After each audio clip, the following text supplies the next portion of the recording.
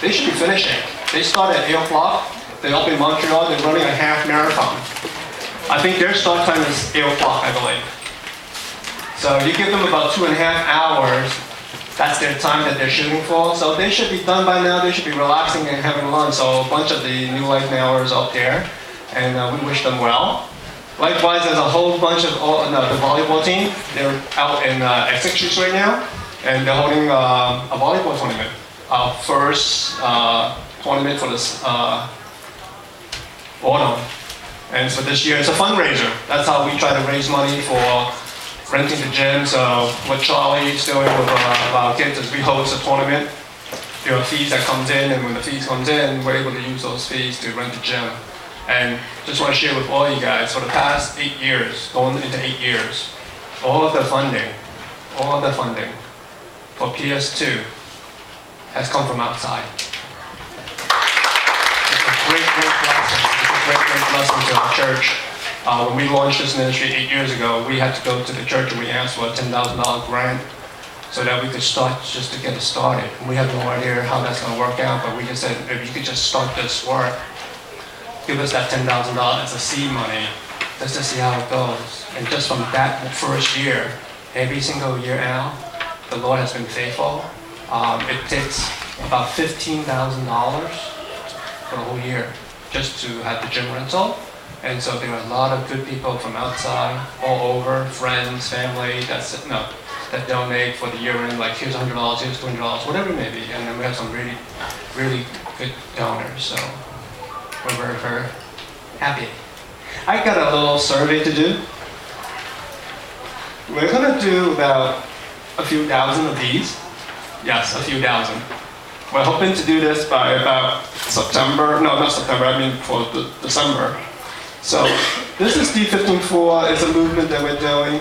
And I'm just gonna ask you guys, raise your hands wherever you are, okay? This is what we've been using. And we're looking to get about 2,000-3,000 of these. I think 3,000 is the limit. It's from China. It's being printed. It's being manufactured in China. And the purpose of the bag is really to bless others. So this is like a blessing bag. We want to spread love, and it'll be used in our Chinatown area. It's going to be used in Hong Kong. It's going to be used whenever our team go out, not just to care for ourselves like we want to do, but also we want to use it as a fundraiser as well too, as a donation, so that, let's say someone wants to help our ministry, we'll ask that, they could buy a bag like this for $10. And then we could stuff it up with certain things and then we'll give it away. So, here's the second design. Okay? And we're still working on it. We're being very, very patient. So just raise your hand, okay? So that you could help us to figure this whole thing out. Number 1. Number 2. So, if you like number 1, you can raise your hands. Just want to know. 1. Oh, guys. Okay, cool. Okay, some ladies. Okay. Number 2, Olivia's favorite. See, Olivia. Number 1 has it. Okay, I'm hearing you. So the question I have is this. Think about, let's just say, a Chinese elderly lady. Which bag would she use? Number 2? A pawpaw? No, we're talking about pawpaw, right? Well, number 1, which would the elderly lady use? Number 1? This one? Or this one? This one, no. Which one? Come on, I just need some feedback. 1. Okay, 1? Who says 2? 2. Okay, so the audience, the person that may be receiving the bag, the particular audience would prefer this, you think? Okay, got it. Last question, and then we're going to go into the message series. You prefer, for yourself, this one. For yourself, when you're walking around. But you want to give it to someone that's the recipient, you're thinking, give that one. Yeah? Is that what you're thinking of? Yeah. Okay, good. Thank you. We're still processing this. Very, very good. Yes. I'm sure you guys have been following the news, and there's a lot of things happening down in all over the South, Charlotte, Atlanta.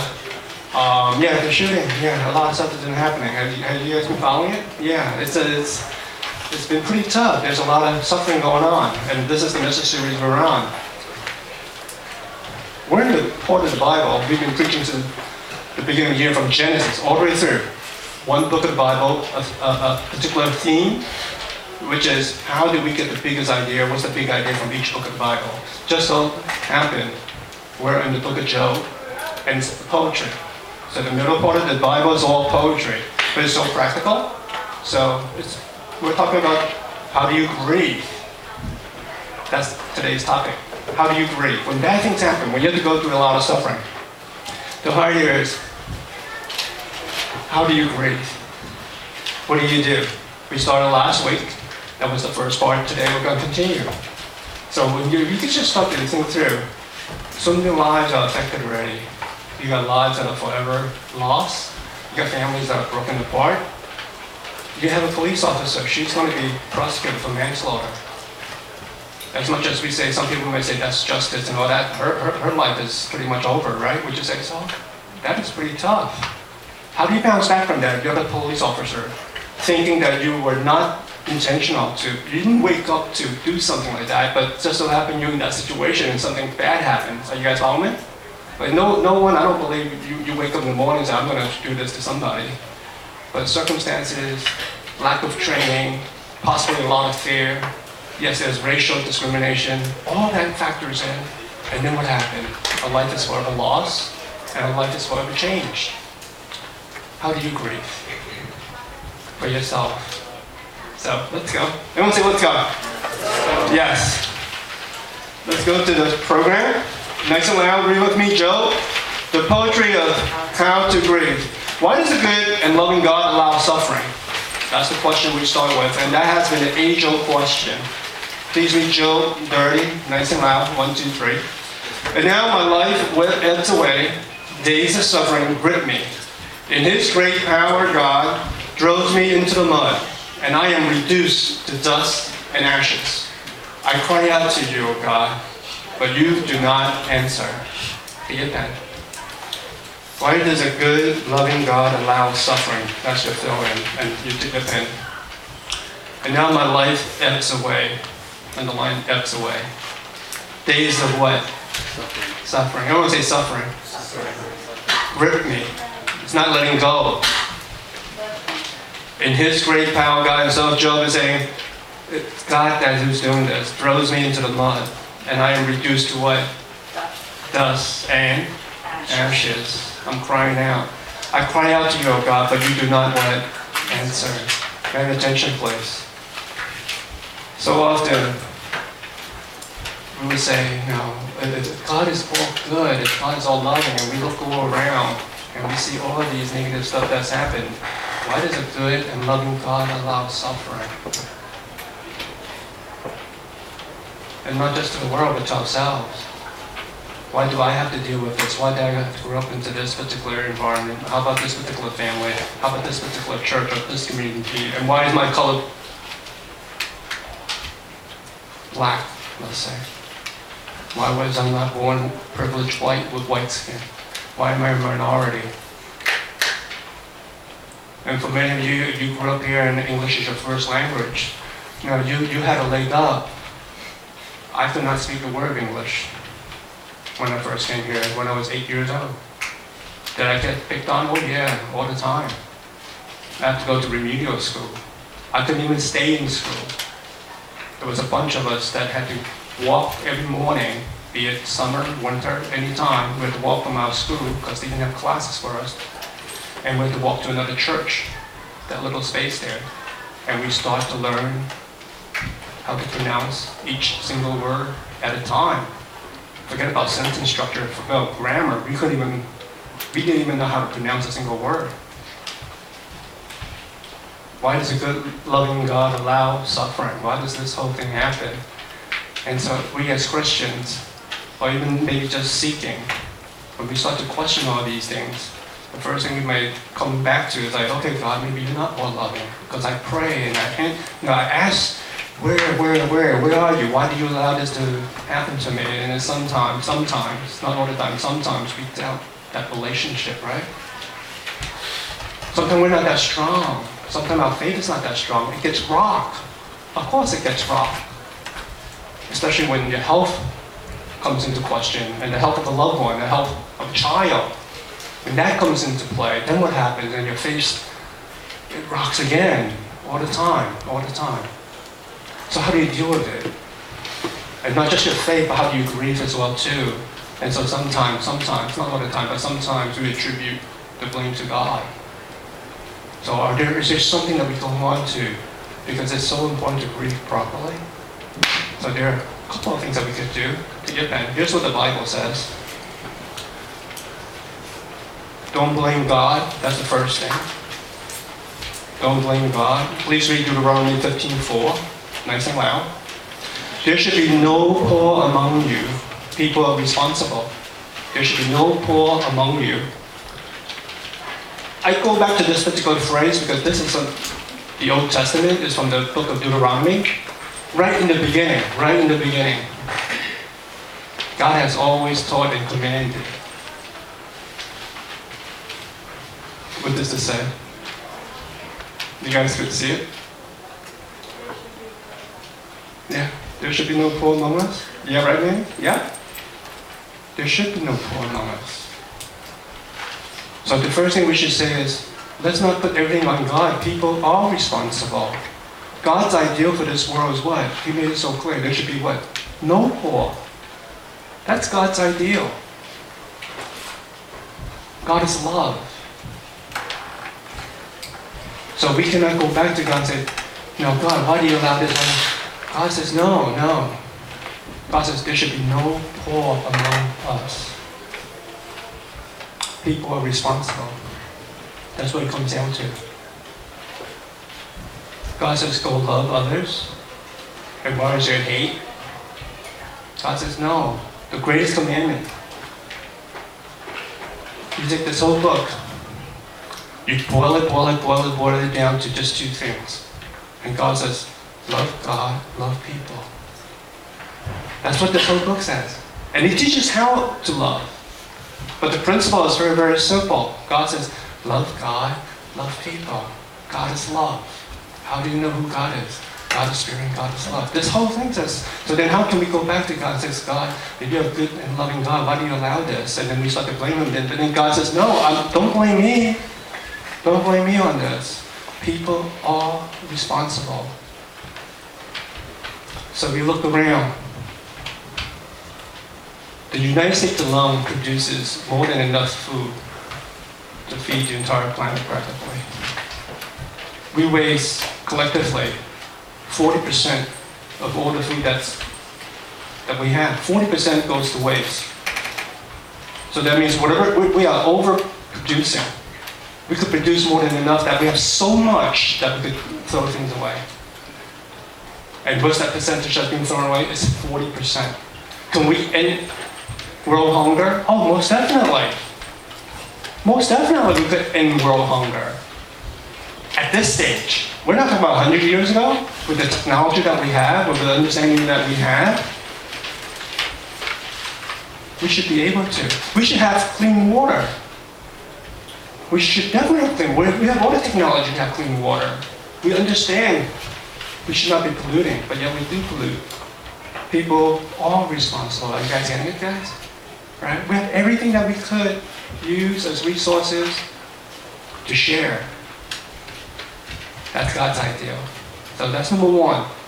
This will help you to start to grieve in your own personal life as well too. This will help you to look at the world as well too in a different manner. So instead of maybe just saying, well, God is responsible, then maybe you start to say, okay, people have responsibility. Cool? The second thing, please read 1 Peter 4:15, nice and loud. If you suffer, it should not be as a murderer or thief or even a kind of criminal or even a meddler. Actions have consequences. That's the second thing. Don't blame God. And we said people are responsible. Actions have consequences. Take your pen. Peter goes, if you suffer, so go suffer. Everyone say suffer. Suffer. Then make sure you're not this. Make sure you're not a murderer. What else? Thief. What else? Criminal. Any kind of criminal. And what else? Exactly. Thank you. Thank you.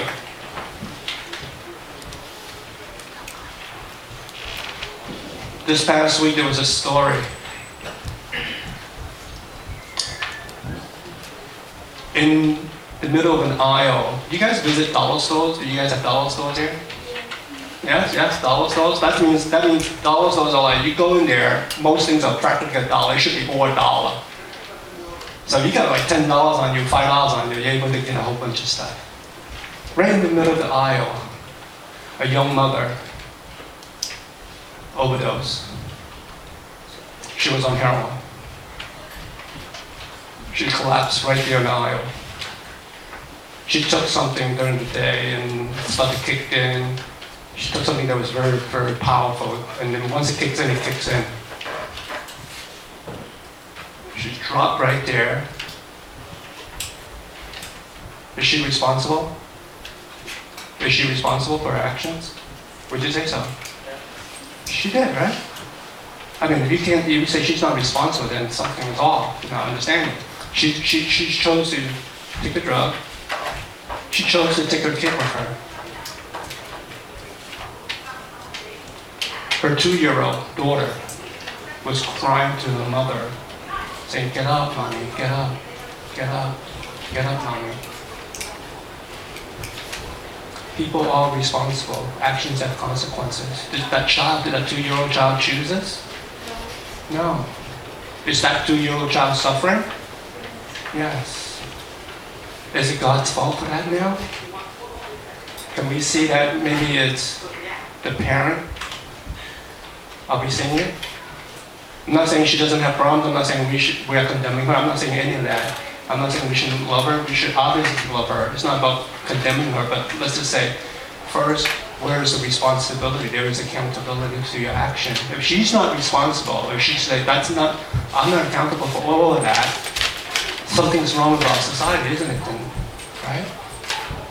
So there must start with a sense of responsibility first.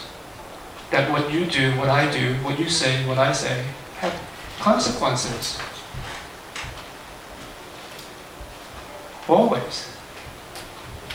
And so the first point, when you suffer and you start to see all this, start to look at all of our negative actions have negative consequences. The Bible is very, very clear. It says, what you sow is what you reap. What you sow is what you reap. So if you take negative actions, there will be negative consequences that come back to you. God is very, very fair in that sense. Are you getting it? So the first thing I'm going to share with everybody is that when you grieve, as much as you might feel, and I might feel as well too, emotionally, it says, God, why didn't you answer my prayer? God, how come you're so far away? Those are natural. I'm not saying don't do that. I'm just saying that's very natural. It's understandable. When something horrific happens to you, that is the first thing. And God understands all of that. And I'm saying it's perfectly okay for Job. Ask Job. He says, God, I don't even think you're around. Why are you doing this? It's perfectly okay. It's perfectly okay. But then once you're able to settle down just a little bit and process your pain and process your grief and process all of this and have a semblance, okay, let me cool down a little bit and start to think through. God gave you the wisdom. God says his ideal has always been love and that there should be no war among us. That's God's ideal. You could take it to the bank. I'm going to end with 2 things today. I'll give you something that you can hold on to when you grieve. These are God's promises as well too. Take your pen. God can turn your suffering into good. God can turn your suffering into good. Let me have attention, please. Whatever that you're going through, and sometimes it's really bad stuff. Maybe sometimes not that bad, and you're going to say, I'm going to be okay. I could deal with that. But whatever you're going through that is so hard, you have to hold on to a particular promise. God can turn whatever that you're going through into something beautiful and good. That's how you continue to suffer. That's how you continue to bear it. Without that promise in your life, without holding on to that, it is very, very difficult. It is extremely, extremely difficult. So in your suffering, there must be hope. Everyone say hope. And so that's what you're holding on to. That regardless whatever you're going through, God, in His timing, will be able to turn it into good for you and for other people. Here's number one. Here's how He turns it into good. Please read Romans 5:3. This is one promise that God gives you. Nice and loud. Let's read. But we also rejoice in our sufferings because we know that suffering produces perseverance. Perseverance, character, and character, hope. God can turn your suffering to good on a personal level to build up your character. To build up your character. Take your pen. This is an amazing verse. It's from the book of Romans. But we also rejoice, circle rejoice, in our what?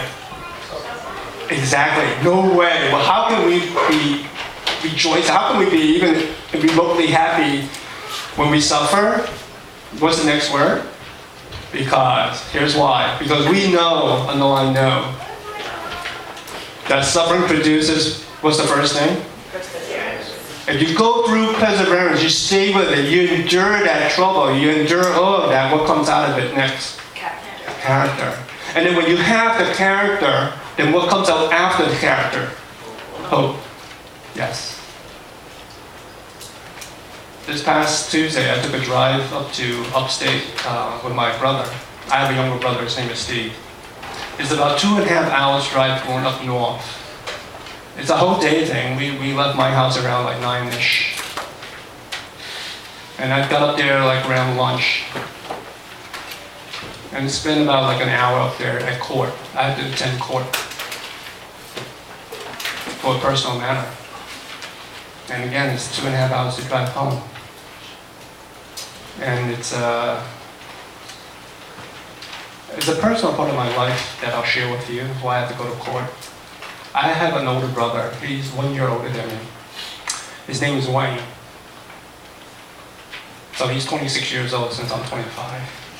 You guys know that, right? You guys know the math. You guys are pretty good at math, right? Your past is forever what? Yes. So I'm forever 25. My older brother, older than me by 1 year, is 26. Thank you. Make my day. Thank you very much. He's up there in age, and he needs 24/7 supervision. He cannot take care of himself. He's born and he has not surpassed the intellectual, cognitive skills of a 3-year-old. So he has the intellectual capacity of a 3-year-old. He does not have verbal skills that have a sentence that he could start complete. He could mutter some words, and you have to understand his vocabulary. You have to understand it. You have to understand his intonation. He does not pronounce the way you pronounce, nor do I pronounce. So he's up there in age, and we need a legal guardian to take care of finances, to take care of medical matters, and end-of-life matters, and all that stuff. And so my younger brother, Steve, he is the guardian. He's the official guardian. We made that decision. And now I'm the standby. Should anything happen to my brother, younger brother, Steve? How old is my younger brother? He's younger than me by 1 year. 24. Thank you. Thank you. 24, 25, 26. So if anything were to happen to my younger brother Steve, I'll be the standby. So I'm officially recognized on the court papers as well too. And I share all of this with you. It is hard. It is hard to grow up in a family such as what I have to go through. It's not easy. Even now, it's not easy. Just know that you have your flesh and blood and your brother, and that you yourself, myself, cannot take care of. And we understand that. And he needs 24/7 because he might be doing things, he might run out of the streets, he needs care, he needs someone to cook for him, he needs people to watch over him. So we're very blessed that he has a home up there now, and he's been up there for like 30 some odd years. So we're very, very blessed. On my drive home, and that's what I want to share with you, my brother Steve and I were just reminiscing, just talking. We come from a part of Hong Kong that's like a little shanty town. It's not even a building, there's no bricks. No bricks. It's just made of wood piles and some aluminum sheet, metal sheets. That's how I was born into. And then we got some government housing. They're small. Family of 6 people. And the reason my brother and I were sharing was we were just talking about how blessed we are. Are you guys follow? I had the most beautiful, wonderful job in the world. Just able to be here, to do this with you guys. It's amazing, it's awesome. We're just counting our blessings. We're just counting all of our blessings. My brother, we just going home just counting our blessings. We have no business to be doing what we're doing. Meaning that we have no business to be so blessed, to be so happy, but yet we are so blessed and so happy.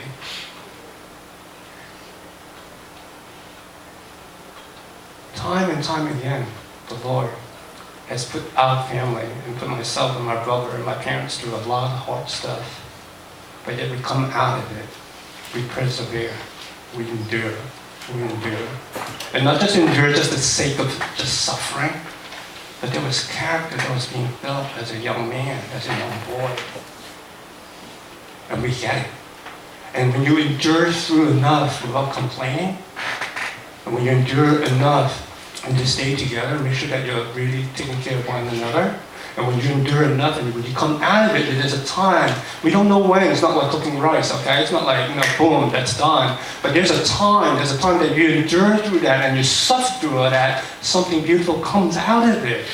And what that comes out of it is this inner quality that you have. Are you guys following? Something within comes out of it. And you're able to always hold on to that. And it's not forgery, it's not fake, it's not something that you could manufacture, but it's also not something that could be given to you. I cannot give you what I go through. You have to go through the time. You have to go through the suffering. You have to go through the perseverance. You could avoid it. You could definitely avoid it. You could walk away from it. You could run away from it. And how you run away from it is to say, God this and that and this and that. And you could go through all of that, or you could just say, okay, let's go through this together. Let's go through this. My brother, my younger brother Steve, and I have never argued. Never.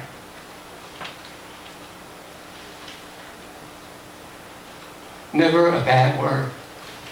Never ever. Never. Never ever never a bad thought. Never ever. Are you guys following? I think when you have to go through certain things, you just know. You just know. And my mom and my dad always make sure to say, hey, look out for one another. Are you guys following? So you go through all that perseverance. Nothing negative comes into your mind. You're just going to persevere. And something beautiful happens, and that's called character. And then when you're able to grow, and you have that character, and then you put this whole thing together, there's always hope. That hope's a little different now. I'm not talking about working hard and just that the cultural aspect of it. But I didn't know it was always God. Are you guys getting it? I didn't know it was always God, but it was always God. God was always behind it. God was always right there. So that's the first part. God can turn all of our suffering, all of your suffering into good. The first part is the personal part of it. He will turn it into good, but you have to persevere. Number 2. When you persevere enough, you have the opportunity to build your character and then hope. Here's what you do with hope. What do you do with hope? To bring hope to the world. That's beautiful now. That's good. Please read 1 Peter 4:16, nice and loud. However, if you suffer as a Christian, do not be ashamed, but praise God that you bear that name. Take your pen. However, if you suffer, see, we're talking about suffering as a what? Christian. Do not be what? Ashamed. Exactly. Instead of being ashamed, but what should you do? Oh my goodness, yes. 2 Timothy 1:8, nice and loud. Join with me. Yes. Just 2 Timothy, just this particular verse is so beautiful. What's the first three words? Nice and loud. Read it. Join with me. In what? Suffering. Oh my goodness. And what are you suffering for? Can you do it by yourself? What, by the power of whom? Yes, there you go. Look up, please.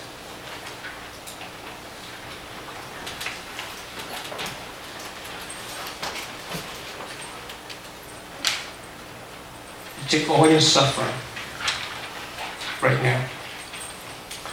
Let's not talk about Atlanta, let's not talk about Charlotte. Let's not talk about all the other issues. Let's talk about your issues.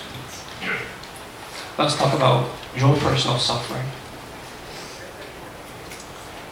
There's something to process right now that's very, very important for you.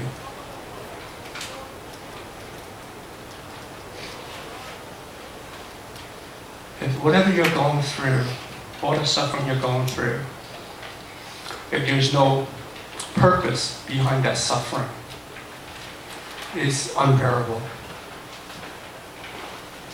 You hate it, and you want out, and you want out now, because there's no purpose behind it. Are you guys getting it?